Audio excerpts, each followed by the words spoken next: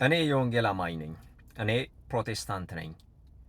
ፕሮቴስታንት በሆንም በኦርቶዶክስ ቤተክርስቲያን ላይ አርሲ ዞን ላይ የተደረገው ህገወጥ የሆነ ኢንሂውማን የሆነ ጭፍጨፋ ሁሶኤቨር ማንም አደረገው ማንም በጣም የምቃወም በምንም አይነት ተአምር የማይደገፍ መሆኑን የራሴን እምነት የራሴን ሐሳብ እገልጣለሁ። በምንም አይነት ኦርቶዶክስ ላይ የደረሰው በምእመኑም ላይ በተቋሙ ላይ የደረሰው ነገር እጅግ በጣም መጽሐፍ ቅዱሳዊ ያልሆነ ኢንሂውማን የሆነ ህገወጥ የሆነ ነገር መሆኑን አምናለሁ፣ እቃወማለሁ። ሁሉም ፕሮቴስታንት ይሄ በኦርቶዶክስ ላይ የደረሰውን መቃወም አለበት።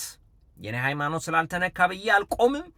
በኦርቶዶክስ ላይ የተፈጸመው ነገር እጅግ አጋንንታዊ እጅግ ክፉ ጨካኝ አረመናዊ የሆነ ነገር ነው። ማንም ይፈጽም ማንም እቃወመዋለሁ።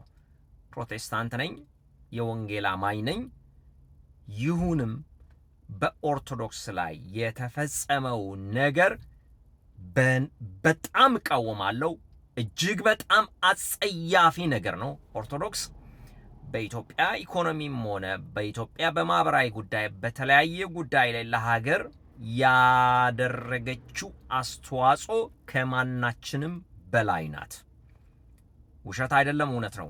ከማናችንም በላይ ሀገርን በማቆየት ሀገርን በመገንባት ሶሻልና ኢኮኖሚውን አስፔክት ቢውልድ በማድረግ እጅግ በጣም አስተዋጽኦ ከፍተኛ ነው።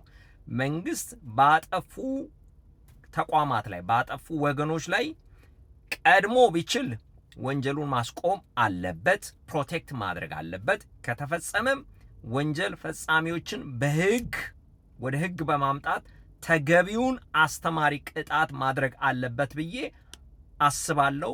ይሄን ደግሞ ሪኮመንድ አደርጋለሁ። አይ ፋይት ፎር ኦርቶዶክስ፣ ለኦርቶዶክስ ድምፄን ከፍ አድርጌ እናገራለሁ። ምክንያቱም እኔ ስላልተጎዳው አይደለም።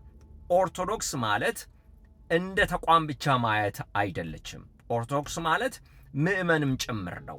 ስለዚህ በኦርቶዶክስ ቤተክርስቲያንም ሆነ በህዝቧ ላይ በተቋሟ ላይ የተደረገውን ማንኛቸውም ህገወጥ ተግባር እቃወማለሁ።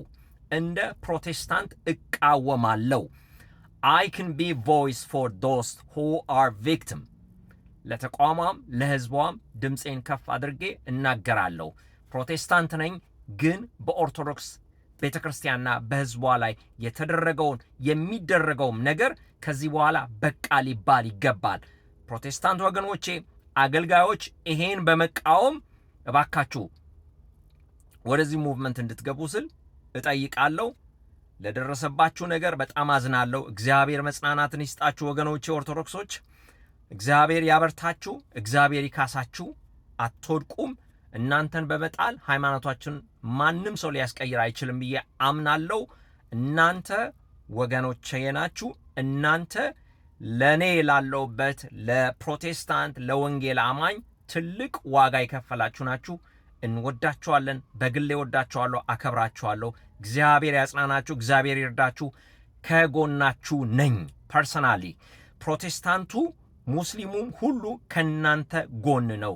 አይዟችሁ ወንድሞቼ፣ ወገኖቼ፣ እህቶቼ፣ ጌታ ያበርታችሁ፣ እግዚአብሔር ይርዳችሁ፣ ያጽናናችሁ፣ ያግዛችሁ፣ አቁማችሁ፣ ክፉ ያገኛችሁ። ታንክ ዩ